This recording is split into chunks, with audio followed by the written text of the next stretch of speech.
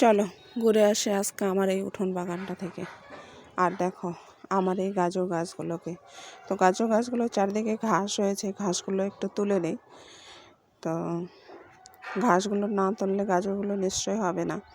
আর আমি খোল জল দিয়েছিলাম, তো মাটিটা এমন চাপা হয়ে গেছে, তাই খোল জল গুলো দেওয়ার জন্য, চাপা হয়ে যাওয়ার জন্য ওই যে মাটিটাকে একটু আলগা করে দিচ্ছি।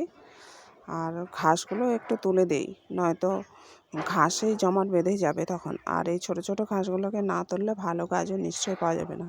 গাজর কিন্তু এবার আমি প্রথমেই করেছি, জানি না কেমন হবে, আমি ঠিক বুঝতেও পারছি না। আর দেখেন আমি কি অকাম করি, চোখে তো খুব কম দেখি, আর একটা এই যে গাজর গাছ তুলে ফেলেছি। এই হচ্ছে আমার অকাম। এই যে এখানে বসিয়ে দিলাম, জানি না হবে কি হবে না।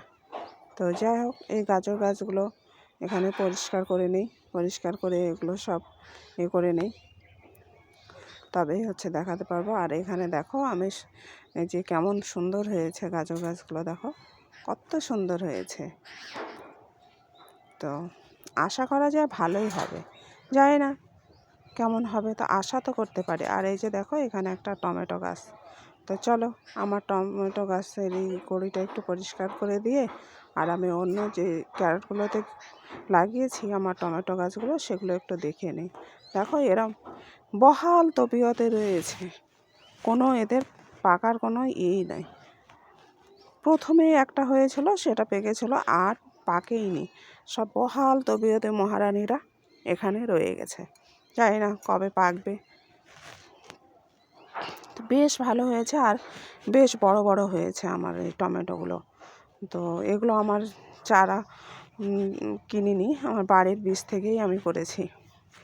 কারণ ওই খুব যখন বৃষ্টি হচ্ছিল তখন আমি ওগুলো বসিয়েছিলাম, আর একবারের বীজ রেখেছিলাম, ওগুলোর থেকেই চারা করে নিয়ে বসিয়েছি। আর বাড়ির বীজ থাকলে তো কোনো ব্যাপারই না চারা করা, তো ওইভাবেই আমি করে নিয়েছি। তো বেশ সুন্দরই হয়েছে আর ভালোই হয়েছে, আশা করি ভালোই হবে। আর আরও অনেক ফুল এসেছে, তো সেগুলোতেও নিশ্চয়ই হবে, এটা তো আশা রাখাই যায়। তো এগুলো বাগান করতে এমন কষ্ট নয়, একটু চেষ্টা আর একটু ভালোবাসা দিলেই বাগান কিন্তু রেডি। তো বাড়ির এগুলো অর্গ্যানিক জিনিস খেতে তো ভালোই লাগে, এগুলোতে কোনো বিষ নেই, একেবারে বিষমুক্ত ভেজাল জিনিস। তো বাজারে তো কিনতে আমরা পাবোই, কিন্তু বিষমুক্ত ভেজাল জিনিস পাবো না। আর দেখো আমার এই বেগুন গাছগুলোতে, যে বেগুন দেখাতে পারছি কি না, এই যে দেখো বেগুন খুব সুন্দর হয়েছে বেগুন। তো চলো এবার আমরা দেখে নেই আমার বেগুন গাছগুলো কেমন হয়েছে। তো বেশ ভালোই হয়েছে বেগুনগুলো, দেখো এই যে বেগুন একদম শুয়ে পড়ে আছে, খুব সুন্দর হয়েছে বেগুন, মানে এত ভালোই হয়। শীতের বেগুনের তো কোনো তুলনা হয় না, গরমের সময় বেগুনগুলো করতে পারছিলাম না, বারে বারে যেখানে সেখানে পোকা চলে আসছিলো, কিন্তু এখন আর পোকা টোকা নেই, এখন বেশ ভালোই আছে। তো মাঝে মাঝে একটু আমি ছাই দিয়েছি, তারপর থেকে আর পোকাগুলো নেই। আর যেভাবে বেগুনগুলো এসেছে, তো যতগুলোই গাছ লাগিয়েছি প্রায় সবগুলোতেই আর সুন্দর করে কচি কচি বেগুন ধরে আছে। আর এখন তো বেগুন ভর্তাই বলো, ভাজাই বলো, চপই বলো, যাই বলো, বেগুন খেতে তো বেশ মজা লাগে।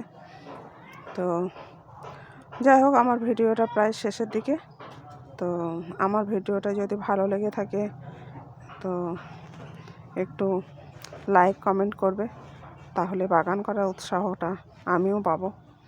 তো তোমরাও সবাই ভালো থেকো, আর আমিও ভালো থাকবো। আর ভালো লাগলে প্লিজ লাইক কমেন্ট করবে, প্লিজ।